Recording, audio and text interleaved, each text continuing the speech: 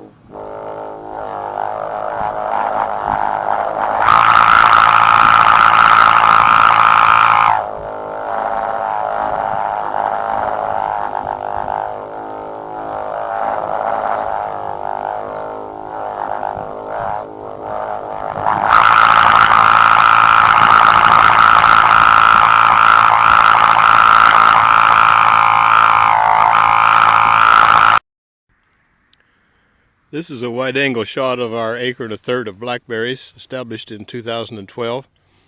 They're currently under a frost blanket to protect them from the deep freezes we have here. The rows are on 12-foot centers. They're on the movable cross-arm trellises from trellis growing systems. Been very effective. We stand them up in the springtime after they finished blooming and let them grow. They're about 7 foot tall. That's where we put the bird line across the field. We start on the outside row, skip 2 rows, install a line, skip 2 rows. Takes 3 rows to go across this field of 10 rows.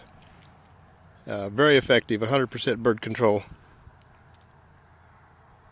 We have an acre of weed mat down, which we also feel helps with the bird control because there's no noise suppression from grass or anything that would allow the sound not to travel far.